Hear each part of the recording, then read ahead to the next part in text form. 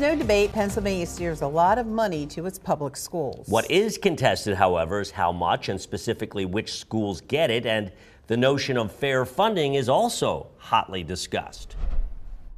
The Department of Education's budget is the second largest chunk of the Pennsylvania budget. For years, the state's been setting new records in the amount of money it sends to public schools, and it will again. But Republicans ask of the secretary, is that money well spent? Can you please cite exact examples of where making a higher investment is showing better test results? So I don't know that we can say that there's a one-to-one correlation, that simply adding money is going to beget immediately higher test scores. After a court ruled its funding unconstitutionally inequitable, the state created a, quote, fair funding formula. It steers more money to schools historically more neglected, creating new cries of unfair. The formula that we're using to allocate funding to our schools is unbalanced and unequal. Marla Brown asked why her rural schools get a little more while others are getting a lot more. Schools that are getting the most money,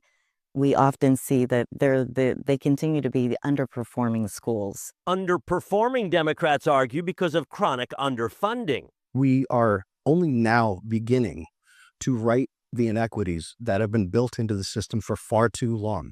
So give these schools the opportunity to show what they can do. There's also frustration. The healthy reserves of wealthier districts isn't even considered when deciding how much more money to send them. School districts are getting money from the state and putting it in a savings account, basically saving that money and putting aside while other school districts don't have enough for basic necessities. The governor wants cyber charter tuition capped at $8,000 a year. Do we know what the actual cost is? The secretary says the lowest district pays $7,700 per student, and cyber charters accept it. Then $8,000, which is slightly more than that, should be sufficient to cover those costs. The hearings have ended. The fight over fair funding certainly has not.